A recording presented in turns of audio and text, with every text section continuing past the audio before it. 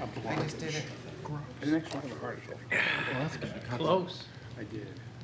And it was only the LEDs, At least the Bruins out, no, I'm sorry about it. which is the Widowmaker plot. So I'm going to probably call the a good regular thing that I meeting of thought the Board of Aldermen to order on Tuesday, November 25th, 2025, at 7:30 PM in the Aldermanic Chamber, which has been duly noticed in 2 places, including the city's website, in accordance with the requirements of RSA 91A. The prayer will be offered tonight by City Clerk Dan Healy, and Alderman Clements will lead us in the pledge to the flag. Almighty God, we have the high honor and the serious duty to manage the affairs of our beloved city. Fill us, O God, with a spirit of unity and understanding, which enables us to face our multiple problems with a serene mind, with justice and charity for all, so that any and all decisions made by us will always be for the betterment and greater happiness of all our fellow citizens. So help us God. Amen. I pledge allegiance to the flag of the United States of America and to the republic for which it stands, one nation under God, indivisible, with liberty and justice for all.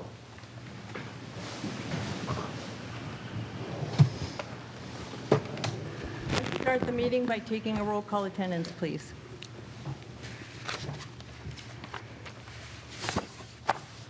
Alderman O'Brien. Present.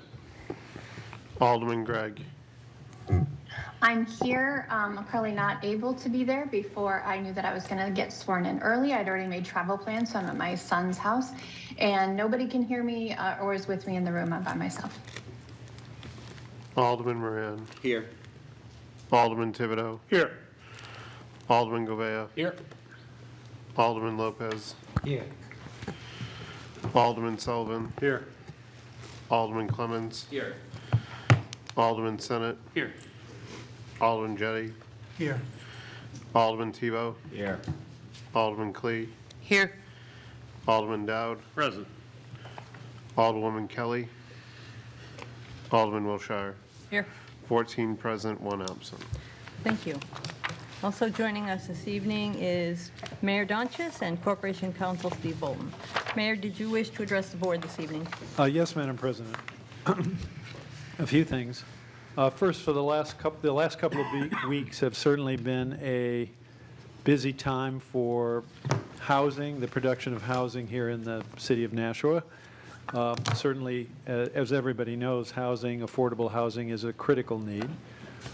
Earlier, or late last week, we had the groundbreaking ceremony for the Mohawk Tannery project, which you all have been supportive of, which will not only clean up a site that's been polluted for, well, closed and polluted, and open and polluted, closed and polluted for 40 years and open and polluted for some years before that. A cleanup there and the ultimate addition of 550 units of housing. We have many people to thank for this project, and I believe we've discussed it before, but certainly the EPA, whose money is helping to make the project possible, the Housing Authority, our own staff, the state, DES, and the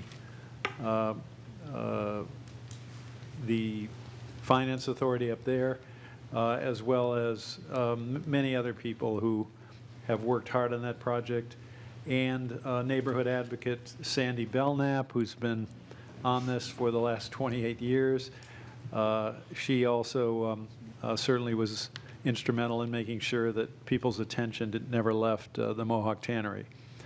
The other project, Madam President, that you all can see beginning is the construction of housing on the former NIMCO site, which is in the mill yard, and the first step is, of course, the demolition of the old building, which has largely occurred. There's still a little bit more to go. There we will see 250 or so units of housing, 20% of it affordable. And then right across the way, the Bagshaw site has also been acquired for housing, and we'll see some. I think the number of units there is unclear at this point, but certainly it will be something similar to what you see on NIMCO. So that will be a big change for the mill yard area and a big step forward for, 2 big steps forward for the city. As I'm sure everyone is aware, the holiday stroll is going to be on Saturday. I hope everybody can go. There will be a different wrinkle to it this year. For many years, we have progressed down Main Street from City Hall to the top of Library Hill, where the tree lighting has occurred.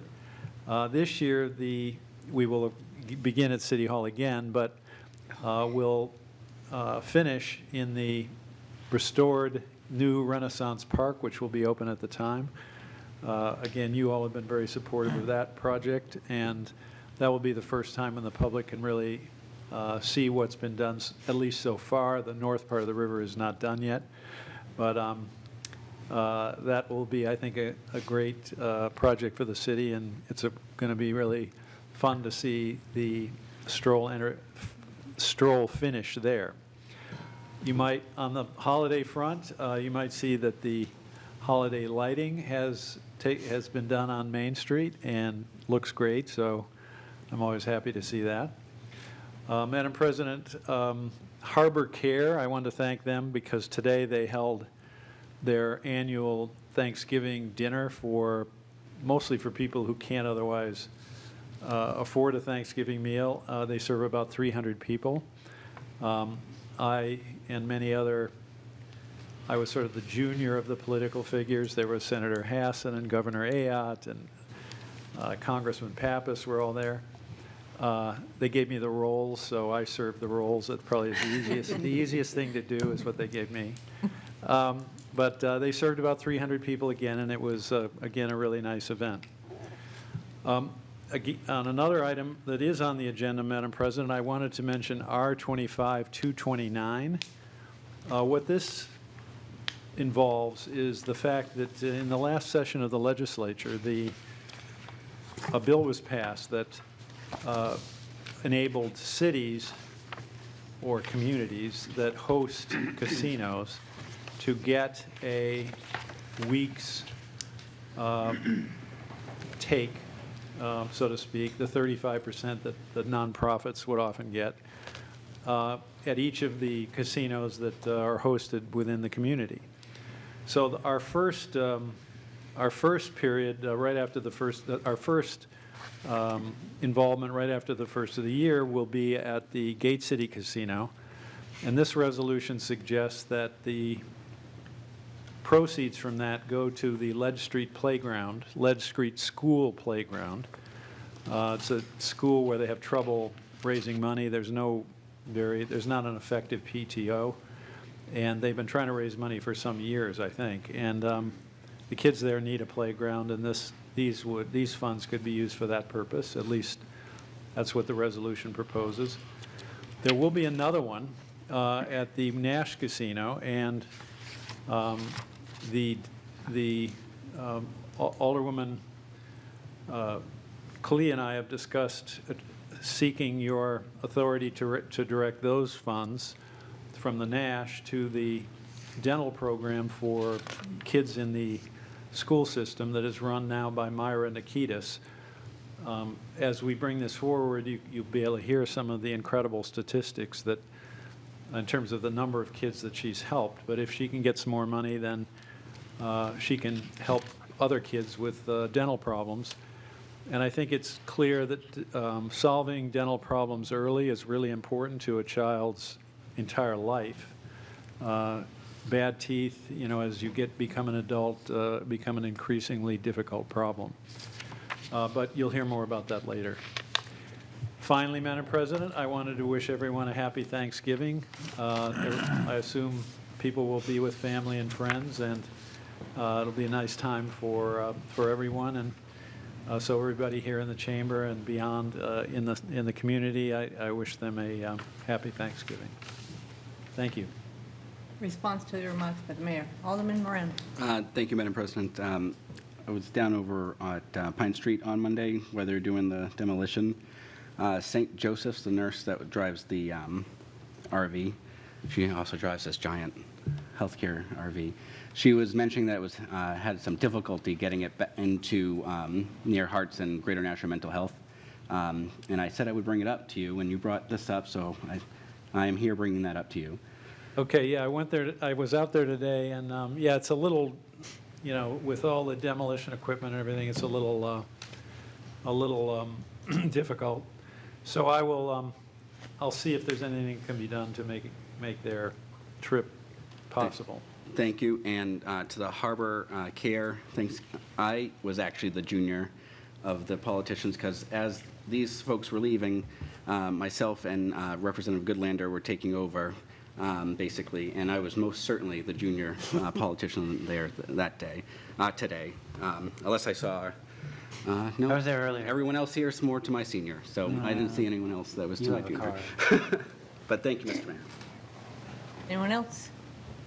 Alderman Lopez. I mean, I just started mumbling it, so I might as well clarify. I consider myself the junior because I was only able to come there for half an hour between my appointments, but I did get to push a veteran that I've known in the community for many, many years, and that opportunity isn't just, oh, let's serve to the masses and all that. For people working in the field, it's a chance to see people that they haven't gotten to see for years, and for people in the community that are displaced or have to move for opportunity, it's an opportunity to celebrate the holidays with people that they've known through a struggle for years. So it was a great event. I really appreciate Harbor Care putting it on. I wanted to respond to the mayor's comments about Lead Street and thank him for putting that forward. Michelle Mills, the organizer, is not to be ignored. She's been doing a lot of leadership, and she's correct in pointing out that Lead Street serves a lot of underprivileged children and families, and it's very much a stabilizing experience for kids that are struggling through a lot of very difficult and complex things. And it's kind of a debacle that we have not been able to take care of the playground in the manner that it really needs. I appreciate her stepping forward and leading. Earlier this week, as was mentioned regarding the tannery, we got to see the fruits of Sandy Belknap's leadership, long overdue, paying off as an environmental cleanup began. And I'm really glad that we're not going to spend 40 years going back and forth over the Lead Street playground, and we can actually just make it a place that's safe for kids.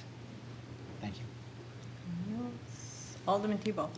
Thank you, Madam President. Yeah, I got to go to the tannery event as well. I thought that was excellent. I was probably 85 to 100 people there. I thought it was going to be just a small little groundbreaking, but it was huge. And from the governor down to the rest of us, and Sandy got to actually be digging the dirt, not the dirt of the actual site, obviously, but the dirt that was brought in, and made the papers and all that. So it was great to see her. I was hoping that they were going to bring her up. So it was great that you guys, the mayor and the team, Director Cummings as well, were able to bring her up there to do that, because it was, I think it meant a ton to her, and I can't wait to see the fruits of all that over the next, 4 to 5 to 10 years. So very exciting. Alderman Clegg. Thank you, Madam President. I was sad that I had to miss it. I was out of town for that, and I agree. I saw the pictures that Sandy posted. She looked great there. I just want to kind of follow up with what the mayor said about the host cities of the casinos, and I think Lead Street School Playground is got to be one of the most important things that we do with that money. I think that is very important. But I also want to put in a plug for the traveling tooth fairies with Myra Nikitas and her group. I will say she's my next door neighbor, but they've only gotten to 5 schools so far, and they've served over 480 kids. And they've done like 3,200 dental sealants, 270 plus protective restorations, and 230 were referred to a dental home. In other words, someone that would help them with that. She told me a story of the alternative school at Franklin Street where a student had some severe damage to their teeth and was in a lot of pain and didn't have the means to be able to do that. And through her connections and her working, she was able to get him free care. Things like this are important in our city, and I don't think that we realize that it's as important, dental is as important as healthcare. I'd love to see something like this for veterans. She's already working with the soup kitchen. So this is so important, and she does phenomenal work. And she and her partner did this all on their own, and I admire her greatly for it. So thank you. Alderman Dowd. Yes, I was also at the tannery, and Sandy sent us all a message. She was going to try and be here tonight, but can't. And so everyone got an email of the words that are her pleasure with having this project start after so many years. Unlike many of you, I've been here for the entire history of the tannery, and I can tell you it's long overdue for being cleaned up. Recognition period. None. Reading minutes of previous meetings. There being no objection, I'll declare the minutes of the Special Board of Aldermen meetings of November 15th, 2025 be accepted, placed on file, and the reading suspended. Communications requiring only procedural actions and written reports from liaisons. Communication has been received from Wayne R. Husband, P.E., Senior Traffic Engineer, regarding Division of Public Works support of pending legislation O-25-070. Communication has been received from Wayne R. Husband, P.E., Senior Traffic Engineer, regarding Division of Public Works support of pending legislation O-25-081. And communication has been received from Sam Durfee, AICP Planning Manager, regarding response to questions raised at the November 18th, 2025 Planning and Economic Development Committee meeting regarding O-25-076 accessory dwelling units. There being no objection, I'll accept the communications and place them on file.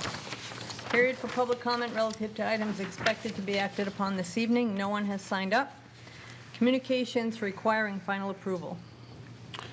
Communication has been received from Mayor Jim Donchas regarding multi-year contract award, prosecutorial services. Alderman Govea.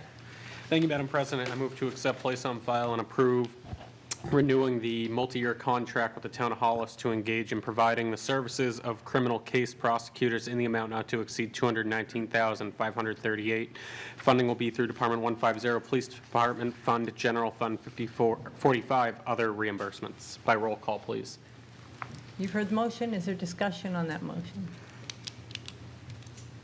Seeing none, would the clerk call the roll, please? Alderman O'Brien. Yes. Alderman Gregg. Yes. Alderman Rand. Yes. Alderman Thibodeau. Yes. Alderman Govea. Yes. Alderman Lopez. Yes. Alderman Sullivan. Yes. Alderman Clemmons. Yes. Alderman Senate. Yes.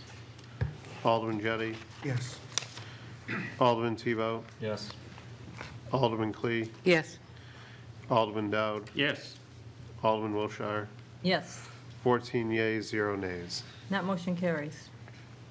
Communication has been received from Mayor Jim Donchas regarding multi-year contract award financial advisor services. Alderman Thibodeau. Thank you, Madam President. I'd like to make a motion to accept and place on file and approve a multi-year contract for the trustee of trust funds for all of the city's banking and brokerage needs for trust funds and capital reserves outlined in the investment management agreements with Cambridge Trust Wealth Management Private Banking in the amount of 15 basis points. Funding will be through Department 126 Financial Services Fund, Trust Fund, and Capital Reserve Funds. By roll call, please. You've heard the motion. Is there discussion on that motion? Alderman O'Brien. I do have a question. It does say for all of the city's banking. And this was brought before the Public Works Pension Board, and I think they decided to stay with RBC, Royal Bank of Canada, as their primary. So what does the all mean? Is the Public Works still standalone, or is this encompassing everybody? I think the way this works is that legally, this organization is the manager of the funds, but under the charter, the Public Works Pension Board, as well as the two cemeteries, have the right to direct this person as to how to invest the funds. So I think what you've done at the pension fund, as well as what the libraries, the library and the library also, and the two pension funds, or the two cemeteries, what they have done is they've retained someone to advise them what investments are most beneficial to them, and then I think this person has to follow their directions. Thank you. But the CFO understands the issue in more depth than I do, so if you need more, you should direct questions. to- Yeah, the only reason why I know, Mr. Mayor, is because I am on the pension board. I realize that, yes. And there was some questions to this. Okay, thank you, Mr. Mayor. Further discussion? Seeing none, would the clerk please call the roll? Alderman O'Brien. Yes? Alderman Gregg. Yes. Alderman Moran. Yes. Alderman Thibodeau. Yes. Alderman Govea. Yes. Alderman Lopez. Yes. Alderman Sullivan. Yes. Alderman Clemmons. Yes. Alderman Senate. Yes. Alderman Jettie. Yes. Alderman Tebow. Yes. Alderman Clee. Yes. Alderman Dowd. Yes. Alderman Wilshire. Yes, 14 yeas, 0 nays. that motion carries. Communication has been received from Mayor Jim Donchis regarding multi-year contract award, software subscription benefits administration. Alderman Gregg. Thank you, Madam President. I'd like to make a motion to accept, place on file, and approve a 3-year contract with BenefitFocus.com, Inc. for online benefits administrative software in the amount not to exceed $150,000. Funding will be through Department 113 Benefits Fund 71, equipment by roll call, please. You've heard the motion. Is there discussion on that motion? Seeing none, would the clerk please call the roll? Alderman O'Brien. Yes. Alderman Gregg. Yes. Alderman Moran. Yes. Alderman Thibodeau. Yes. Alderman Govea. Yes. Alderman Lopez. Yes. Alderman Sullivan. Yes. Alderman Clemmons. Yes. Alderman Senate. Yes. Alderman Jettie. Yes. Alderman Tebow. Yes. Alderman Clee. Yes. Alderman Dowd. Yes. Alderman Wilshire. Yes, 14 yeas, 0 nays. that motion carries. Petitions, None. nominations, appointments, and elections. Appointments by the Mayor, Airport Authority, David Heath, reappointment, term to expire August 31st, 2030, 4 Southgate Drive, Nashua, New Hampshire, 03062. There being no objection, I'll accept the appointment as read and refer him to the Personnel Administrative Affairs Committee. Reports of committees. None.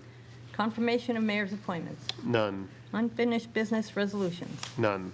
Unfinished business ordinances. Second reading of O-25-070, authorizing stop signs on Maysfield Road and Dryden Avenue at their intersections with Peel Road. Alderman Tebow. I'd like to make a motion for final passage of O-25-070 by roll call. You've heard the motion. Is there discussion on that motion? Alderman Tebow. Yeah, thank you, Madam President, and I'd like to speak to it. So yeah, I just wanted to, it's just a couple of stop signs to slow down speeding on that road. I've had some residents that are concerned, people just aren't paying attention to the speed limits, and this will help also. There's a bus stop there on Maysfield Road that will help slow the traffic down a little bit, so that's what it is. Further discussion? Seeing none, would the clerk call the roll, please? Alderman O'Brien. Yes. Alderman Gregg. Yes. Alderman Moran. Yes. Alderman Thibodeau. Yes. Alderman Govea. Yes. Alderman Lopez. Yes. Alderman Sullivan. Yes. Alderman Clemmons. Yes. Alderman Senate. Yes. Alderman Jettie. Yes. Alderman Tebow. Yes. Alderman Clee. Yes. Alderman Dowd. Yes. Alderman Wilshire. Yes, 14 yeas, 0 nays. that motion carries, and ordinance 2570 is declared duly adopted. Second reading of O-25-073, amending the land use code regarding approved subdivision exemption. Alderman Moran. Thank you, Madam President. I'd like to make a motion for final passage of O-25-073 by roll call. Can I speak to it? You can. I spoke to this briefly a little bit a couple meetings ago, but you see all these that were sponsored by me. Most of them, majority of them, are actually all state changes that we're mandated to follow. We have some minor roles to play to change, but not on this one, if I recall correctly. So this one, I think, was very straightforward. We have to do what the state says. But any questions, welcome. Discussion, Alderman Clee. Thank you, Madam President. I, just backing up with what my colleague at large has said, we discussed this at the planning board. This and a number of the next ones that are coming down are land use codes that were changed in the state. The states changed their land use codes and statutes and so on, and being a Dillon Rule state, as we often talk about, we have no choice. We had a little bit of wiggle room, but not much, and I think any changes that we made for that. So we have this one, daycare, parking, so on. So while the planning board approved it, not everybody was happy. I can't speak to PEDC, but it's, when your feet are held to the fire, you do what you're told. Further discussion? Alderman Tebow. Thank you, Madam President. We did approve these for the most part, but we did end up tabling one of them, so they're not all going to be on the agenda tonight. And on some of them, there are small tweaks, like Alderman Moran said, not on this one. But we should make sure we're looking at the tweaks before we're just approving them because of state law, because there are some tweaks on some of them, so thank you. Further discussion? Seeing none, would the clerk please call the roll? Alderman O'Brien. Yes. Alderman Gregg. Yes. Alderman Moran. Yes. Alderman Thibodeau. Yes. Alderman Govea. Yes. Alderman Lopez. Yes. Alderman Sullivan. Yes. Alderman Clemmons. Alderman Senate. Yes. Alderman Jettie. Yes. Alderman Tebow. Yes. Alderman Clee. Yes. Alderman Dowd. Yes. Alderman Wilshire. Yes. 14 yeas, 0 nays. That motion carries, and ordinance 2573 is declared duly adopted. Second reading of O-25-074, amending the land use code regarding family daycare facilities. Alderman Moran. Thank you, Madam President. I'd like to make a motion for final passage of O-25-074 by roll call, and I'll briefly speak to it. Alderman Moran. Thank you. This one had a little bit extra discussion, especially in regards to who enforces the rules, and I believe there's a memo in the packet. Well, Sam Durfee sent a letter, and I think this answers in one of the responses in that letter, it answers a question that Alderman Jettie had.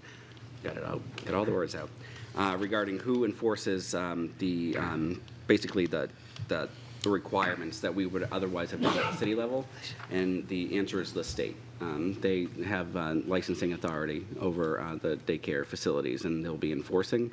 And if anything, we get the point to say, no, the state made these changes. They're accepting responsibility if you're meeting the requirements of the licensing department at DES. Further discussion? Seeing none, would the clerk please call the roll? Alderman O'Brien. Yes. Alderman Gregg. Yes. Alderman Moran. Yes. Alderman Thibodeau. Yes. Alderman Govea. Yes. Alderman Lopez. Yes. Alderman Sullivan. Yes. Alderman Clemmons. Yes. Alderman Senate. Yes. Alderman Jettie. Yes. Alderman Tebow. Yes. Alderman Clee. Yes. Alderman Dowd. Yes. Alderman Wilshire. Yes. 14 yeas, 0 nays. That motion carries, and ordinance 2574 is declared duly adopted. Second reading of O-25-075, amending the land use code regarding on-site parking requirements for residential uses. Alderman Moran. Thank you, Madam President. I'd like to move for final passage of O-25-075 by roll call, and I'll briefly speak to it. Alderman Moran. Thank you. And I may ask on this one to have Director Sullivan assist, because I believe this is the reduction of requirements for parking spaces per dwelling, and I want to be accurate on what it was reduced to. And I don't recall off the top of my head, or if I'm even correct on this one.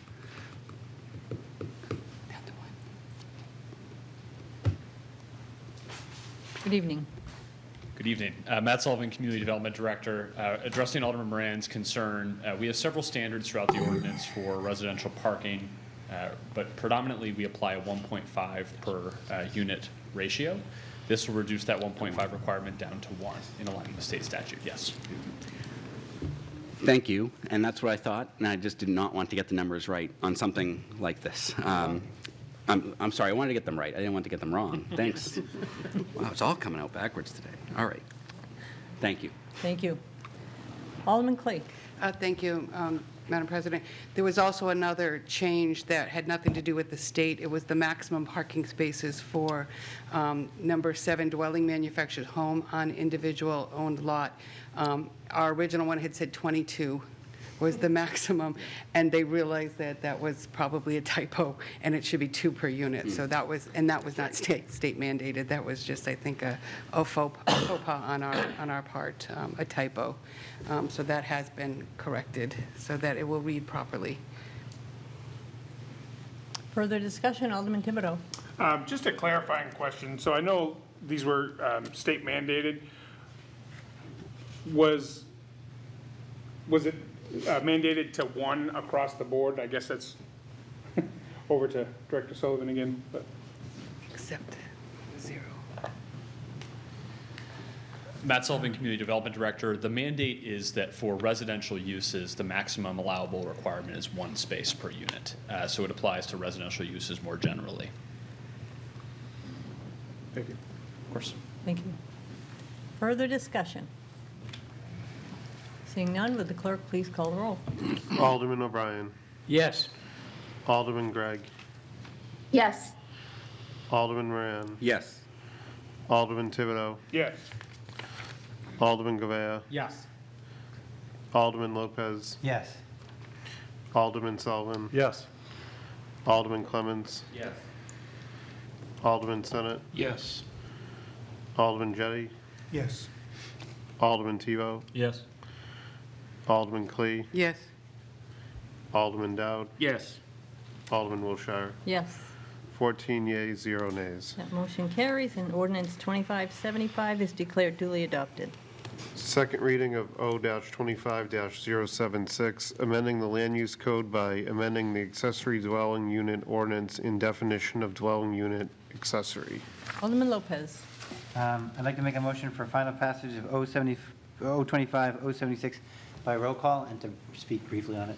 Alderman Lopez. So the committee did all the work, and I appreciate it. I wasn't able to make the meeting, but I've been reaching out to Director Sullivan on behalf of constituents that were interested in not only the accessory dwelling unit, but they were looking for something they could do to add to our housing capacity. And this is something that's been explored for a couple of years now. I think even as far back as when James Veo was working for the city, as a way that we could find alternative housing capacity in the city without necessarily having to rely on large-scale developers. So I would appreciate any support for it that we can receive, and I'm looking forward to passage. Alderman Moran. Thank you, Madam President. I agree with everything that Alderman Lopez did say. Highlights, the way I see it, is this gives a lot of opportunity for people who are doing generational living in regards to if you have to move an elderly family member into your home, you have an option now to expand. This is Alderman Clee pointed this out, and it just was logical. I don't understand why I didn't connect the dots, but if you're downsizing, you can move to the ADU and then allow your children to move in. So it does do a lot in the working class and middle class households that can maneuver the expansion of the ADU unit to support their housing needs, and you can also start to rent out space to. Remember the days where you could rent a room from the lady down the street? Well, those days might come back, and it might help reduce the cost of rent overall for folks that might not be able to afford a full apartment or condo or anything like that. There is wiggle room, I'm sure, for square footage and what it all means. The square footage in here did get recommended by our consultants that work with this, the Department of community development all the time and planning, and that their recommendations on these square footages, that's where it came from versus the mandatory requirements set by the state. We just a little bit different. So I think it works for us, but there still are risks.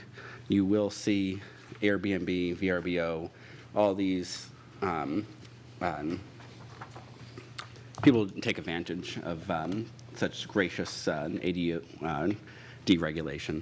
And I can tell you, I don't know if anyone else has received emails already.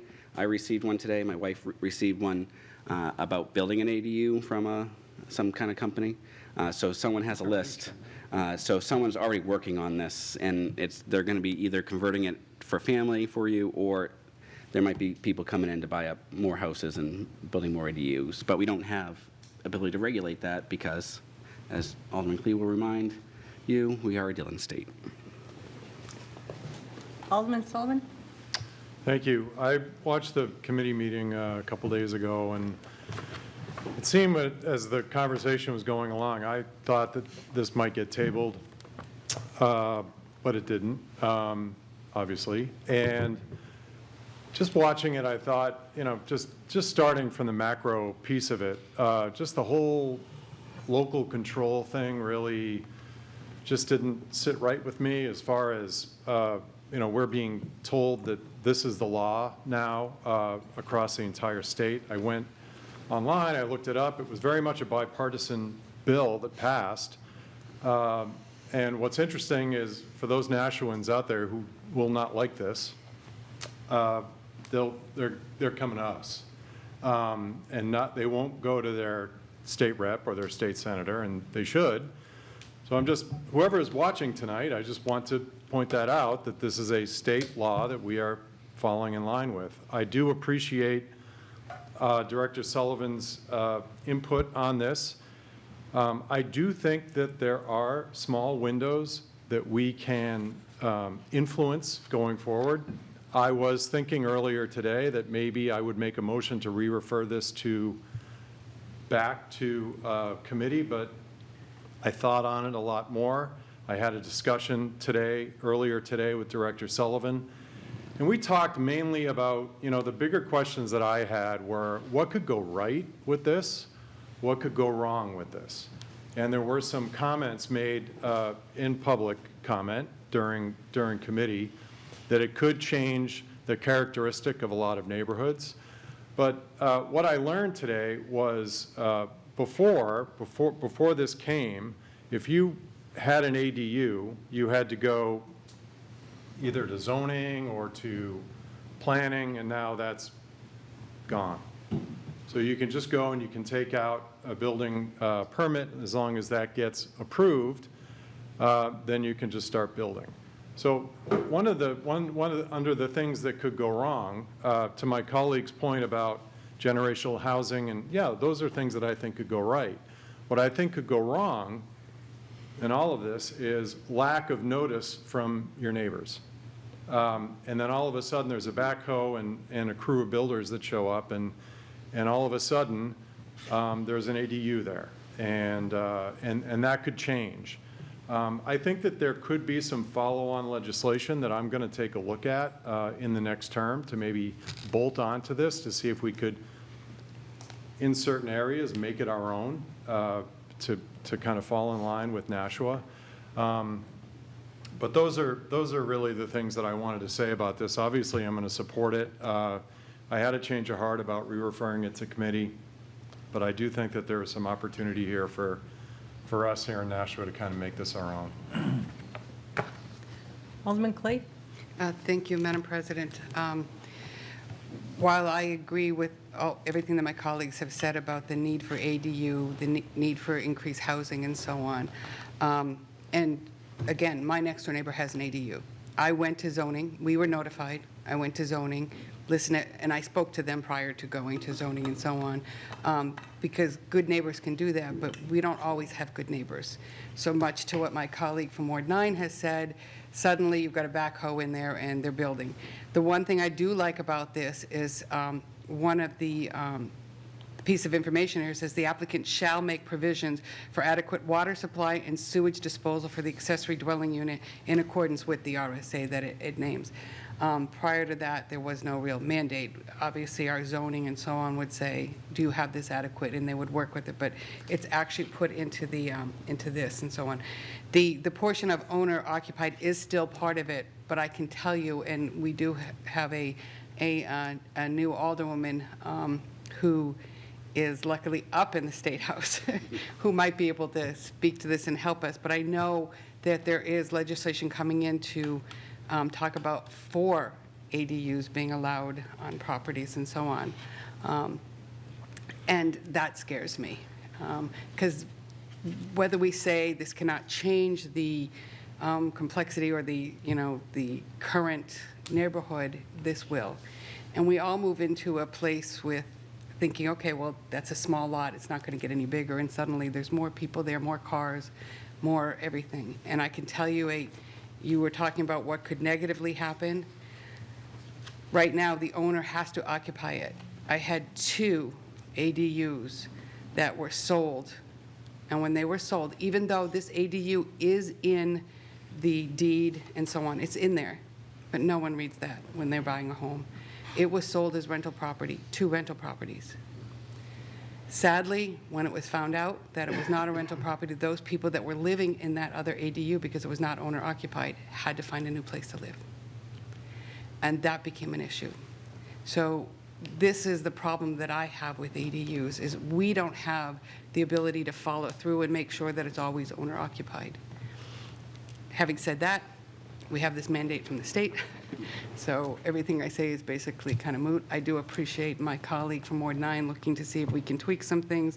I'd be happy to work with you on it. I was up in the State House when the first ADUs were put through, and I was not happy with them then because I didn't think that there was enough in it, so thank you. Alderman Tebow? Thank you, Madam President. I struggled with this one during the committee meeting. If Alderman Sullivan had put it to re-refer, I would be jumping on that. To be honest, I don't love this. I don't like how we changed the footage either from what the mandate said. I would have preferred just to keep it at what it was, I guess. It wasn't. 750. Yeah, I know what it is. You don't have to tell me. I was there. I was on the committee. So I would have preferred it to be that way, but I lost my train of thought now. But I think there's a lot of unintended consequences with this.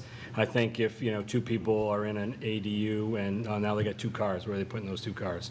I can't get the guy that lives across the street from me to get his car off the road, and he has a driveway with no car in the driveway.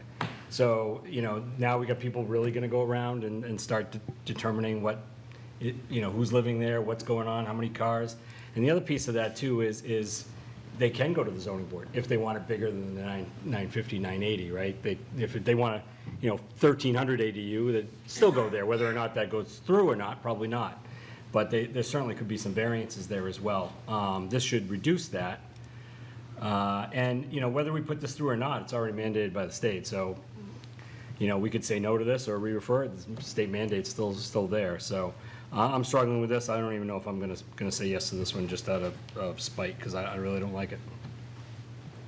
Alderman Jettie?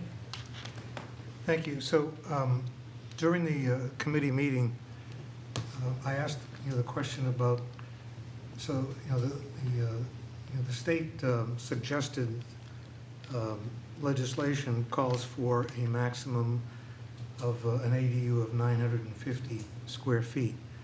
And I asked the question, and ours is 980. So I asked the question, how did, why are we doing 980 when it says 950? And why is there any maximum? If you have a large house, and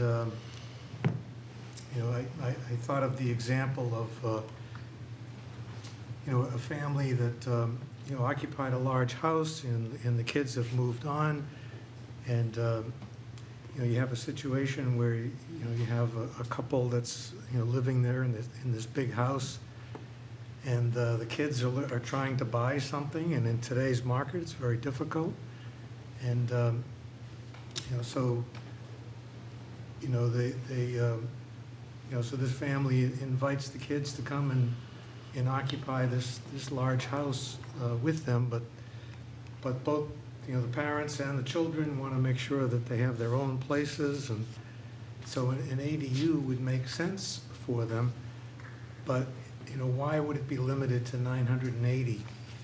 And at the meeting, you know, we didn't have an answer.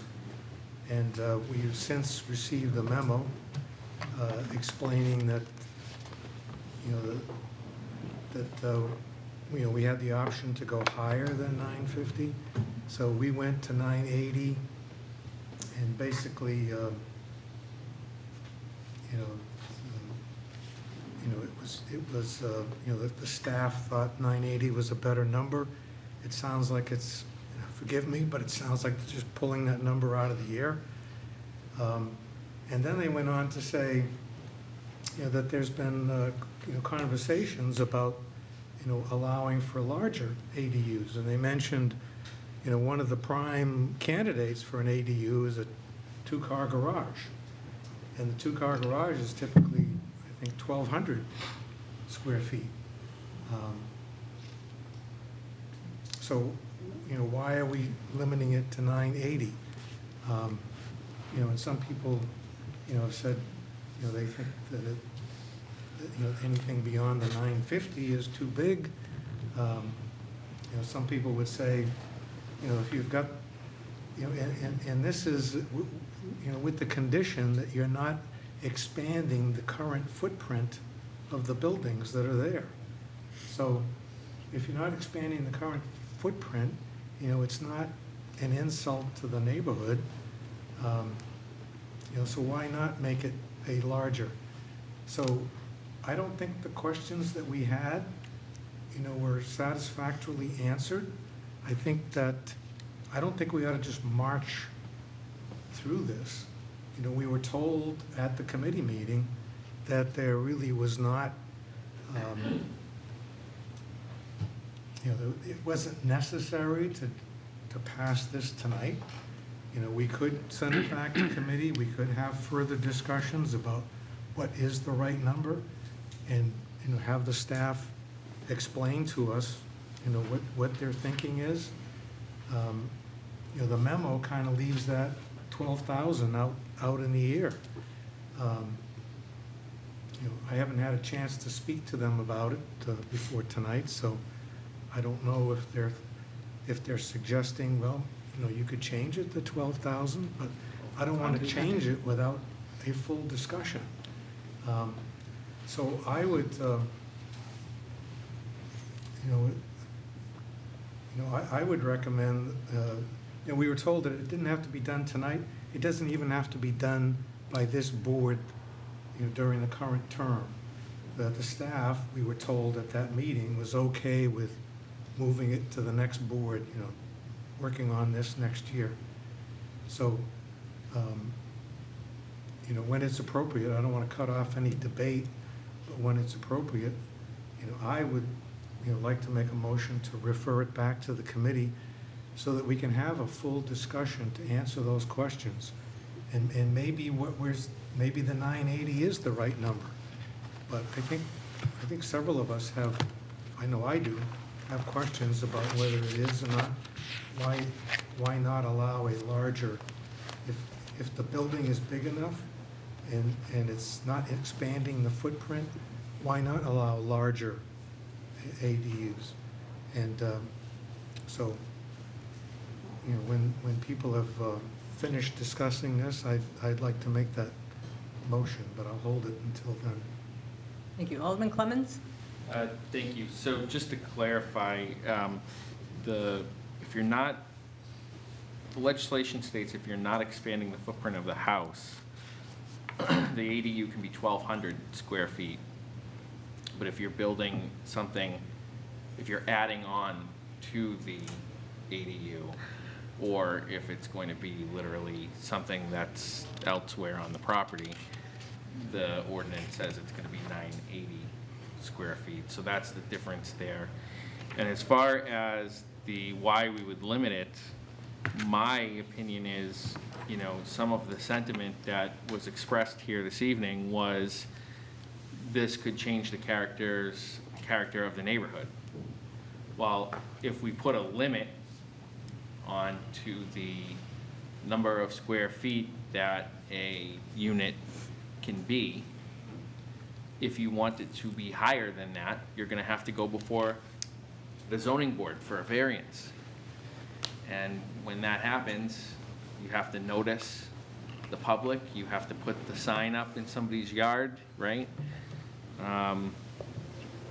And you have to be able to tell the zoning board why you need that variance, you know, and it, in some cases, the hardship could just be that the way that the house is laid out, it's easier to build it that way.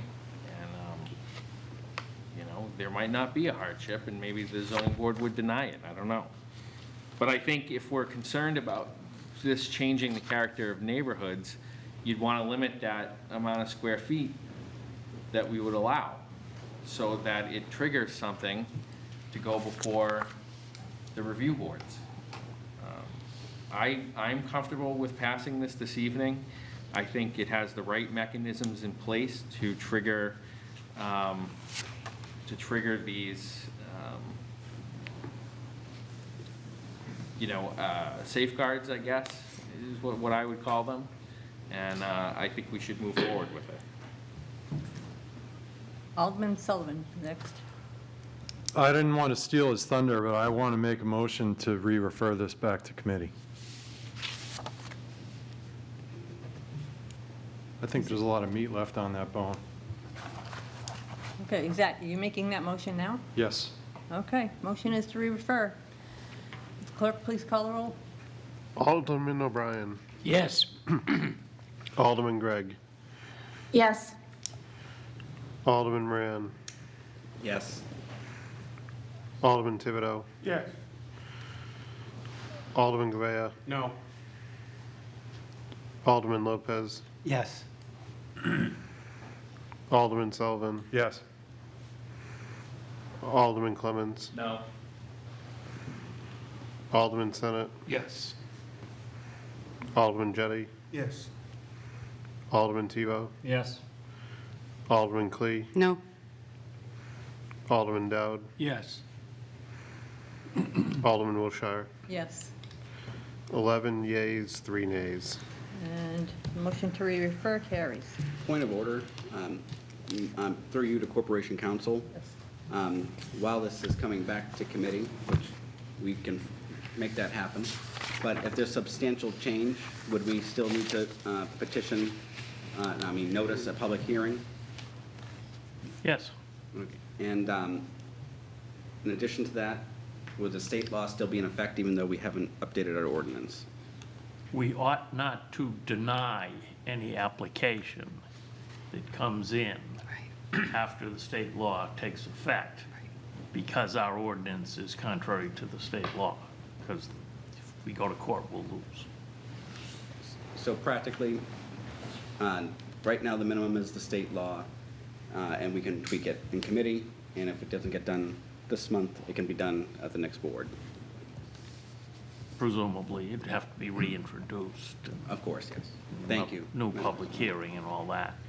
I don't know if this is helpful or not, but basically what you're dealing with is a state statute that says local zoning ordinances must allow ADUs in every residential district, and they can establish a maximum square footage, or they can but it can't be any lower than 950.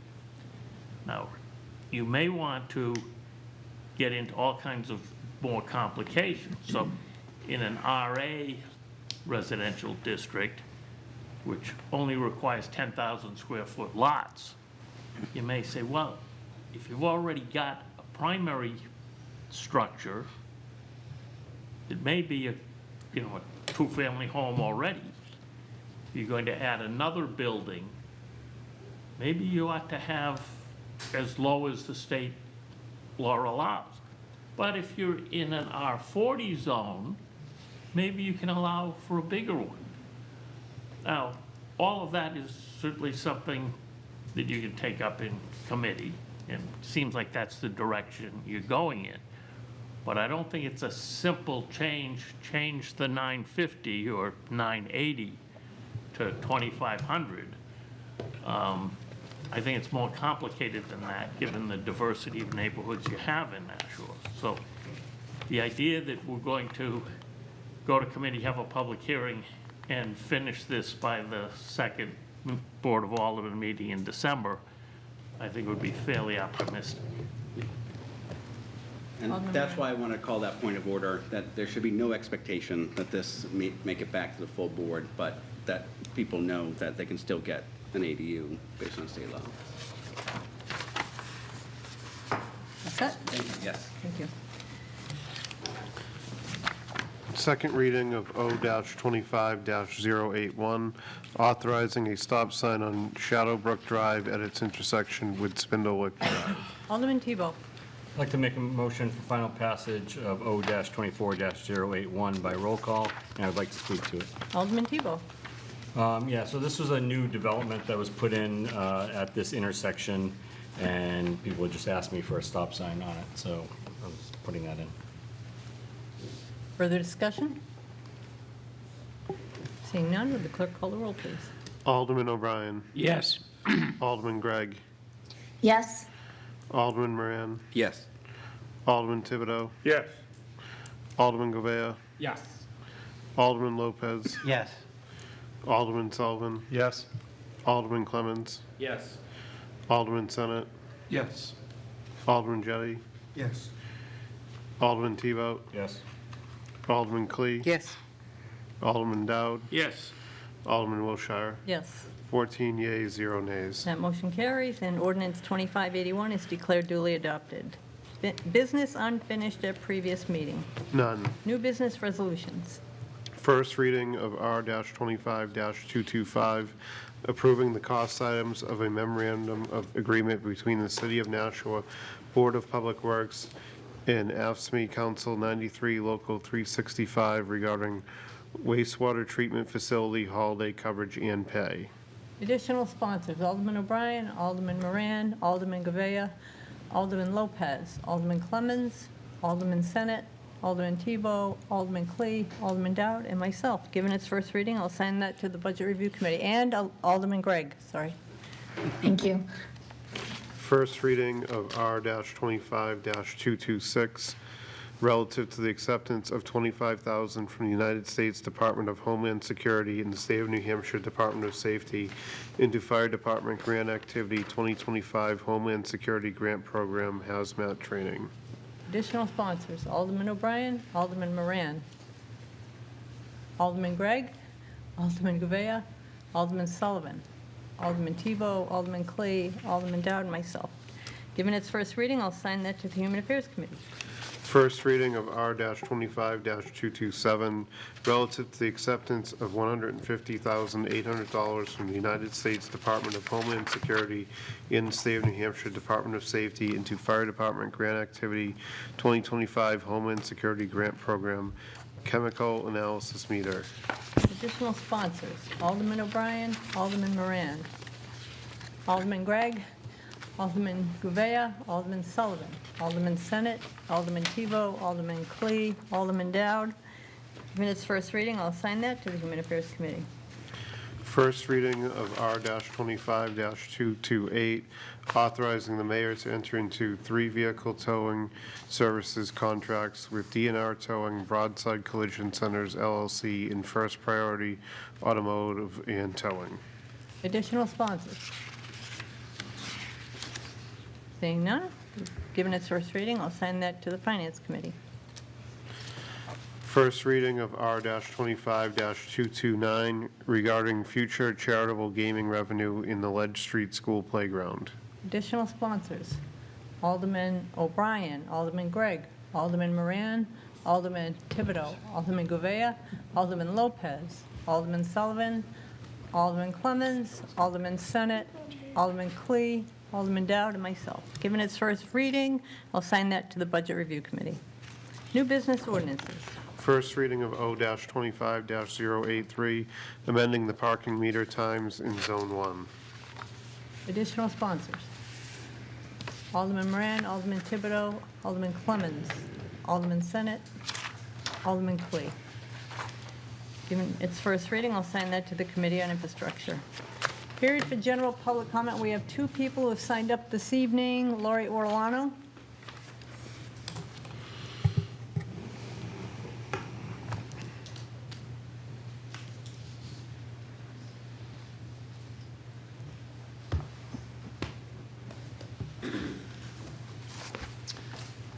Lori Ortolano, 41 Berkeley Street. I want to address the board on something that is very difficult for me to talk about. And as you all know, I've had a good bit of litigation involved with the city. And I know the work I've done isn't really appreciated by this board and certainly the city officials and workers themselves. But the courts have rolled in some new judges, and Nashua has had some change.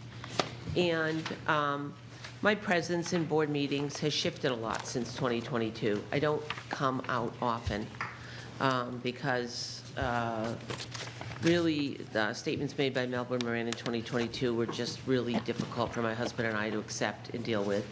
And we felt that that would be used again and again. And then I had a deposition with Attorney Bolton in 2024 in May, where he gave testimony about my conduct in public meetings. And I was so upset by what he said, and I really couldn't challenge it because discovery was closing, that he said I attended 10 or so meetings, maybe up to 12, where I used very vulgar language in public meetings. He wasn't present for any of them, the vulgar language being the word shit, fuck, the C word, and asshole. Those are very strong words. And I was extremely upset by that I had done it over and over again. You know, I couldn't do anything about it. But my case, I thought, would be over in the federal court a long time ago, and it just kept getting postponed. But what it did get is sealed. It got kind of set with exhibits and witnesses. So I decided to go after this information in a right-to-know petition and in a filing to the Attorney Discipline Office, because I felt those statements were statements of perjury. He claimed he wasn't present for any of the meetings where that language was used, but that members of the city board or city officials gave him the information and told him that this had happened, either provided him with videos or minutes, whatever. When I filed right-to-knows trying to get this information, he burden shifted it to me, which is now a matter of a right-to-know petition in the court that was heard on a motion to dismiss on the 13th, which I actually think I'm going to survive, and we're going to bring it forward. Attorney Bolton should not be corporation counsel for this city. Just because you're bar number 67 doesn't mean you get to commit perjury and you get to call me out in all those ways. I know how much I'm hated, and I know what I have to own. But I don't want you to destroy my reputation, or Attorney Bolton to do that so freely and label me this woman who uses excessive vulgar language in public sessions repeatedly, telling people to F off or S-heads or assholes or the C word. It's just not right, and it wasn't representative of me. And I'm going to be coming out to speak to this because the 3 minutes is too short. You're going to be hearing a lot more on that, those deposition minutes I gave you. Next speaker is Bob Keating.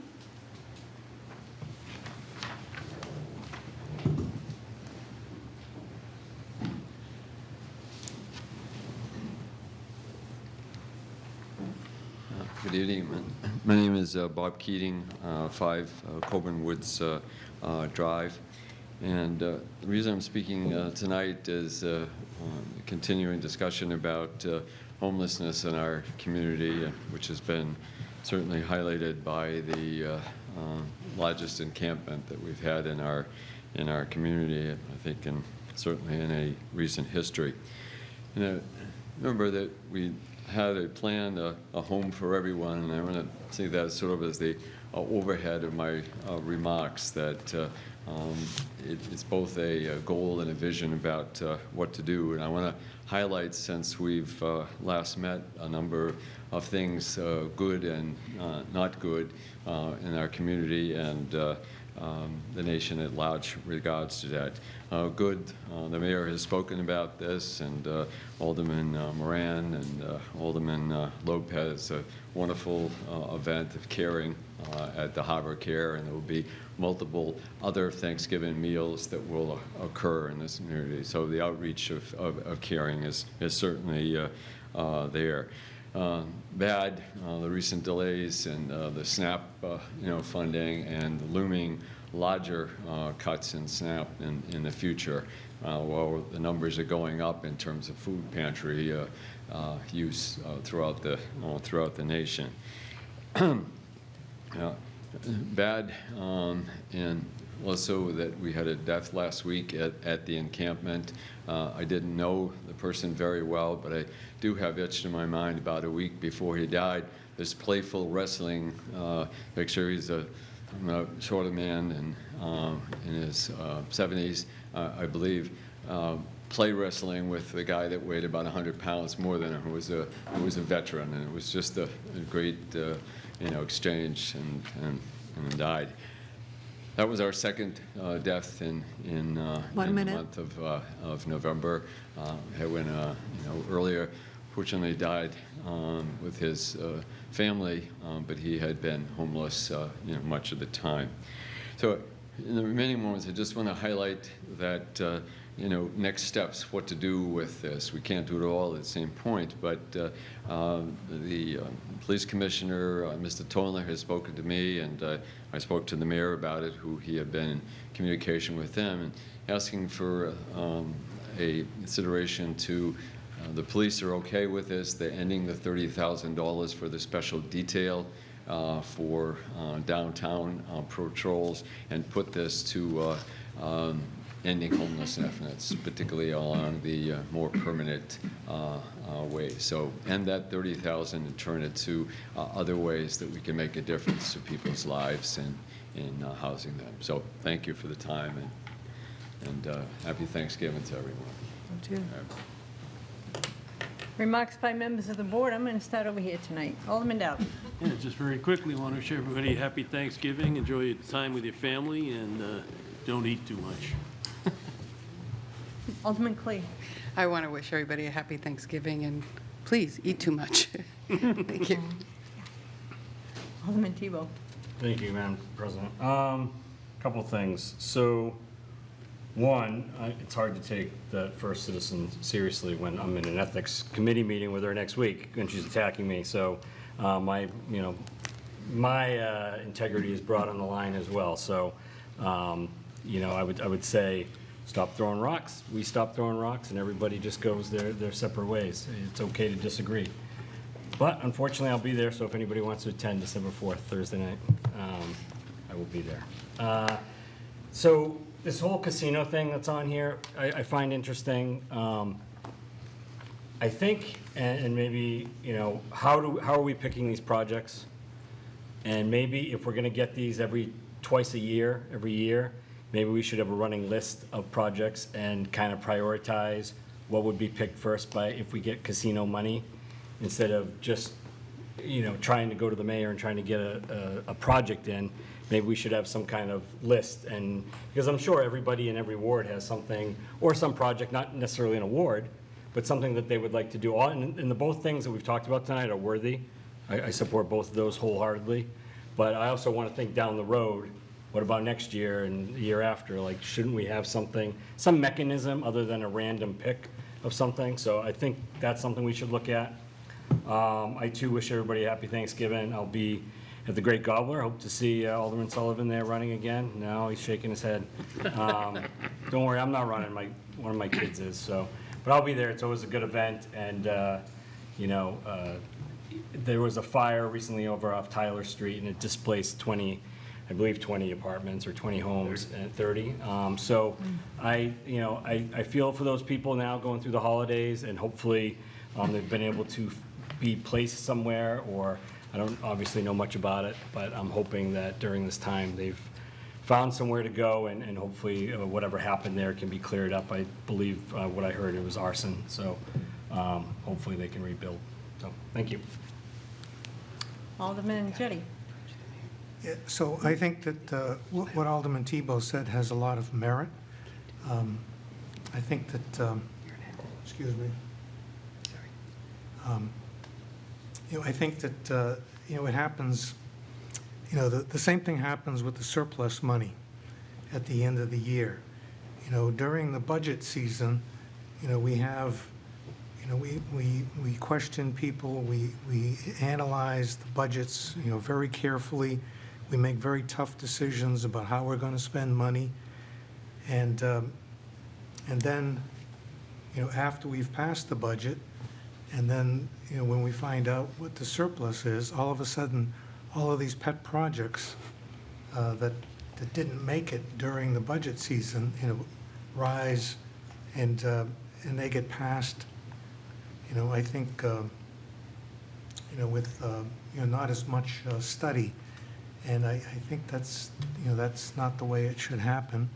And I think, I'm thinking about these, casinos who are, operating, in our city.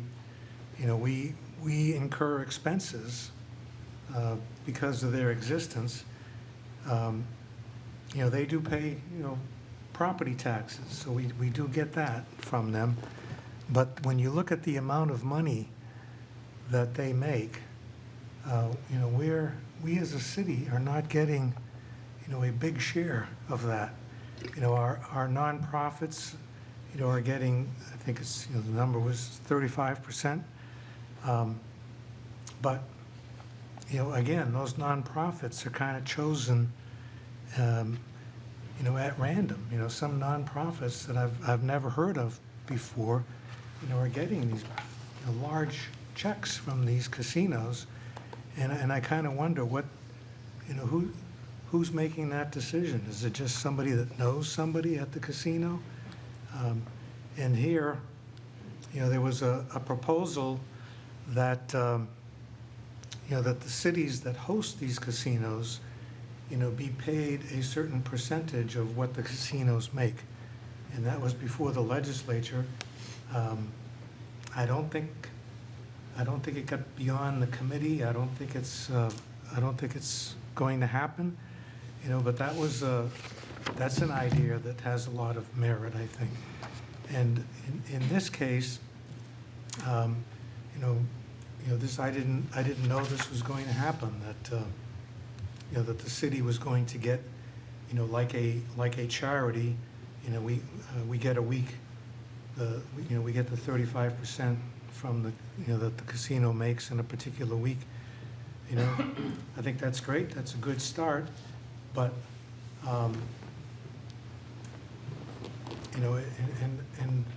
the project that was mentioned, that's the subject of this resolution that's coming before us, Ledge Street School, that's where the kids in my ward go.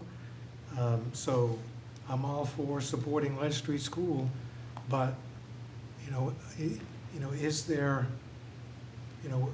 what about the continuum of care? What about the Citizens Advisory Committee that, that advises us about how we, is part of the budget, the money that we give to nonprofits?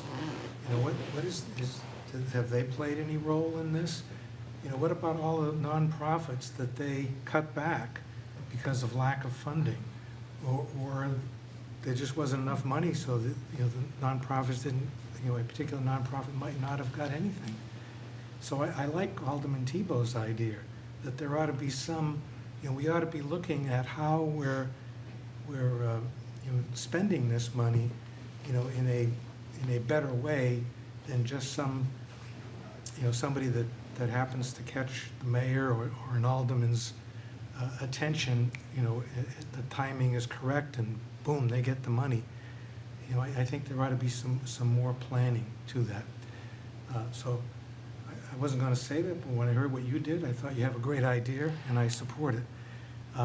What I wanted to say was, happy Thanksgiving. Let us all be grateful for everything that we have, and let us be willing to share with those that don't have as much. So, thank you. Alderman Senate. Thank you, Madam President. I'd like to join my colleagues in wishing everybody a happy Thanksgiving. It's certainly one of my favorite holidays in that it's largely focused around food. I apologize to Alderman Dowd and promise Alderman Clee I will eat too much, and I'll be happy for it.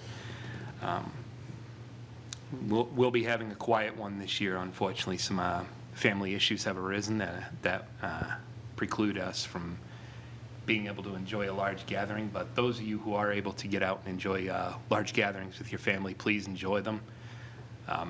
Fortunately, nothing tragic has befallen us, but circumstances are what they are. And know that many people won't even have the opportunities that I'm having to spend Thanksgiving with my immediate family, having a nice, humble little meal. Some people aren't enjoying anything on that day, and some folks be missing folks dearly. This time of year is very difficult for folks dealing with loss, maybe absent families, things of that nature. I was remarking to one of my colleagues that it was a difficult week for educators in the city this week.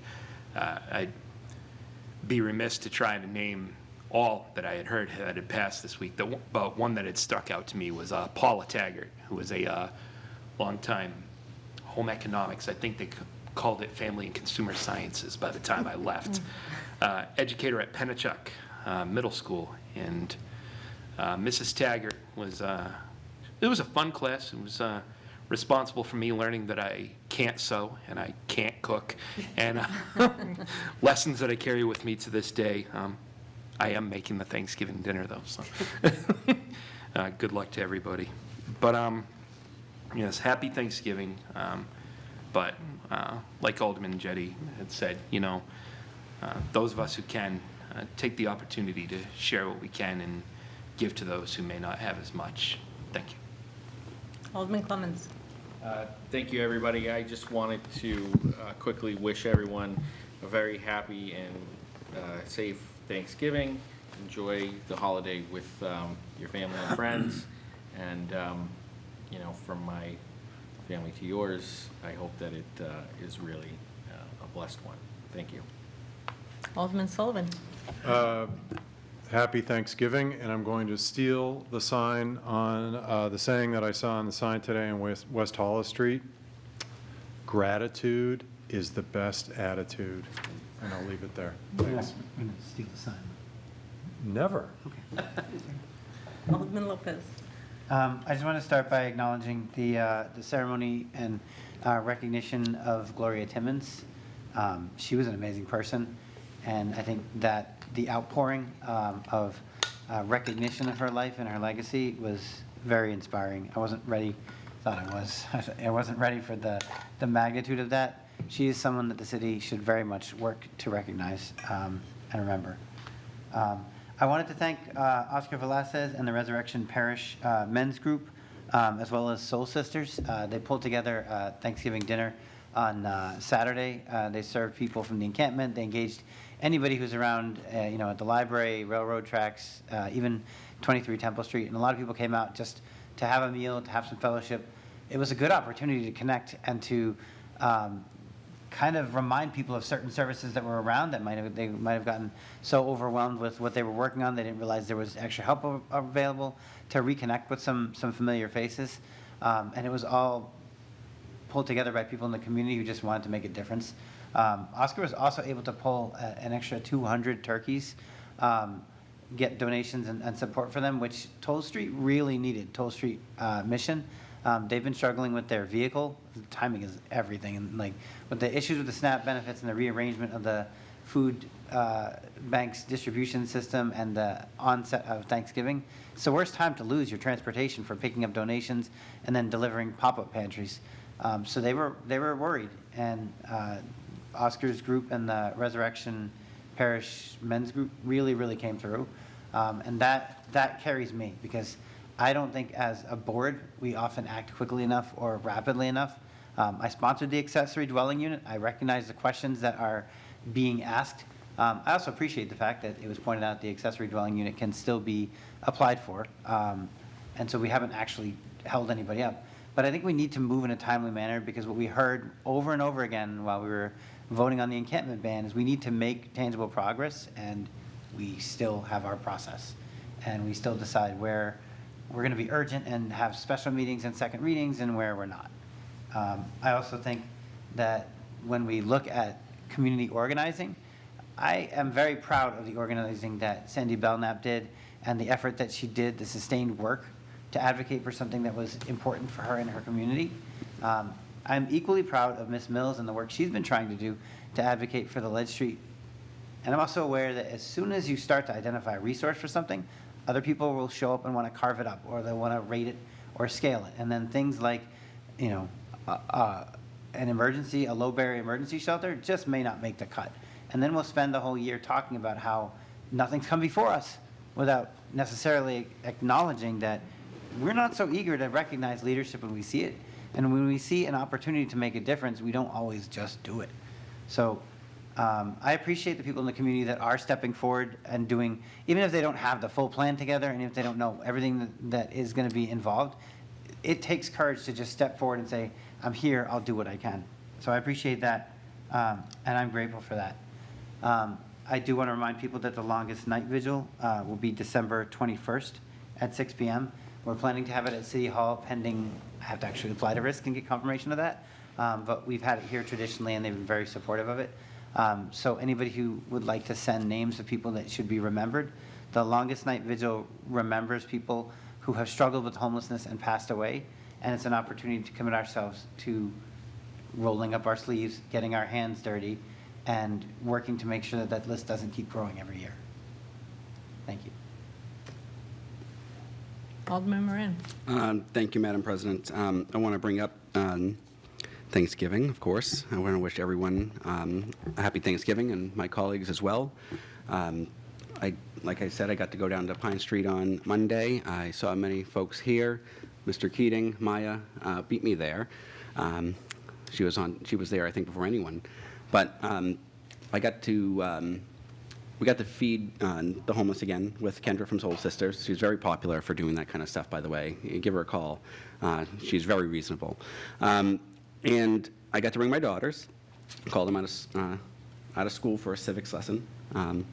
And my mother-in-law is in town, so she also helped.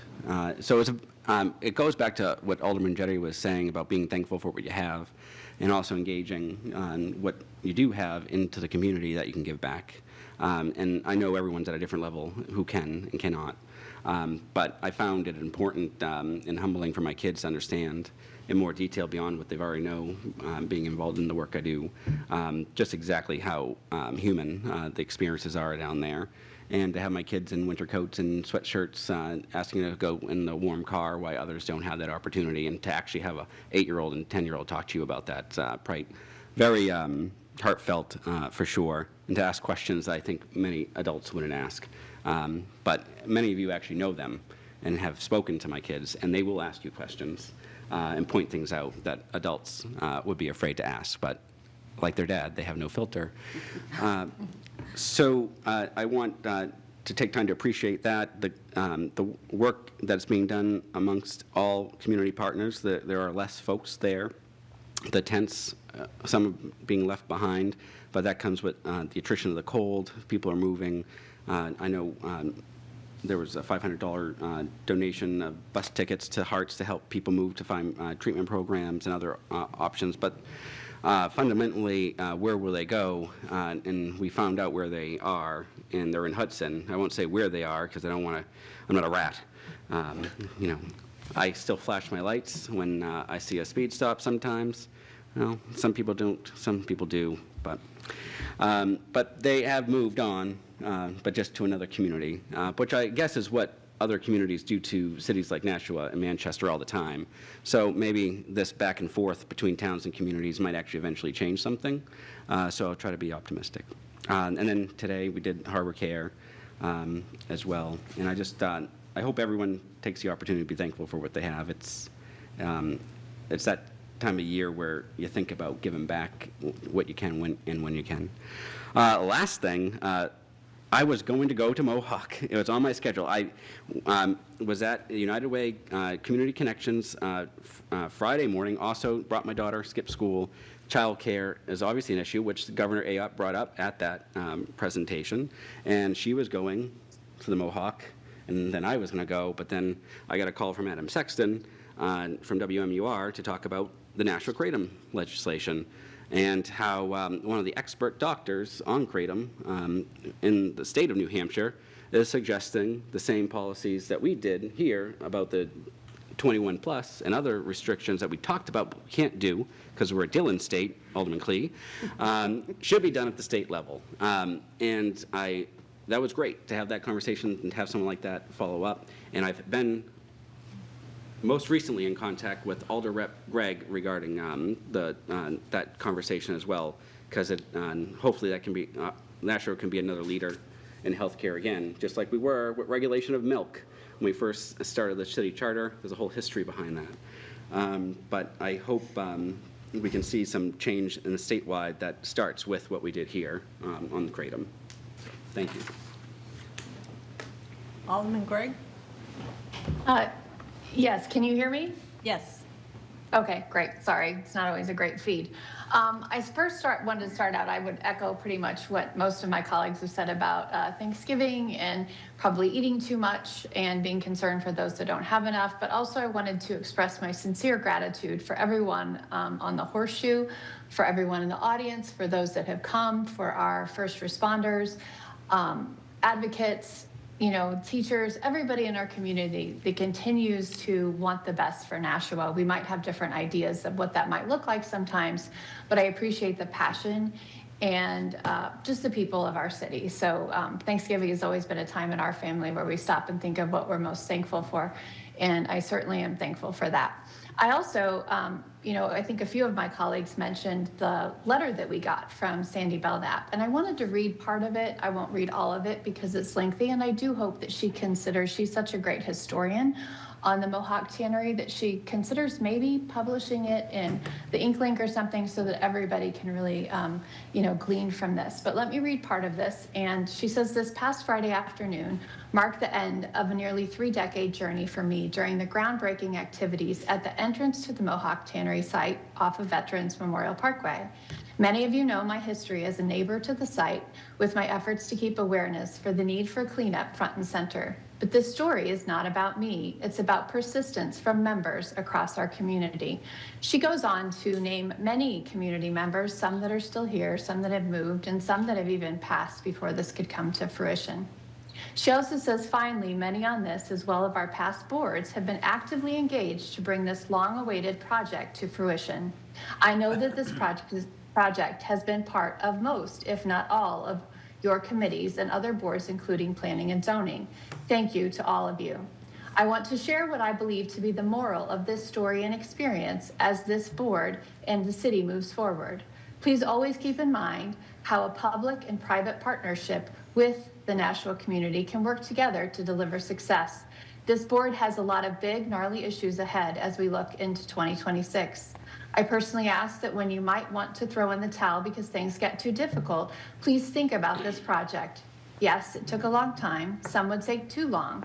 But throughout the process, the players all worked in a nonpartisan way, just as we should be doing in the municipal government. No one person can be the hero, or she said shiro, for the hard things ahead. Nashua is fortunate to have the resources of over 90,000 residents to help you out. Some of them are quiet because they believe their voices can't make a difference. Believe me, we can. Please encourage your constituents to partner with you when needed and find those people through conversations, not just posts here and there on social media. Remember that positive things can come from good communications and collaborations. Again, thank you and happy Thanksgiving to you and our wonderful city. I can't imagine a better way to end my Thanksgiving remarks. So thank you all. Alderman O'Brien. Thank you, Madam President. I would just like to say that I do thank my colleague from Ward 9 for taking that bill and referring it back to committee. I'll tell you, in the state legislature, there's 400 of them, and I served there for 16 years, and I haven't found a wizard up there yet. You're taking the example, why did these bills come to us?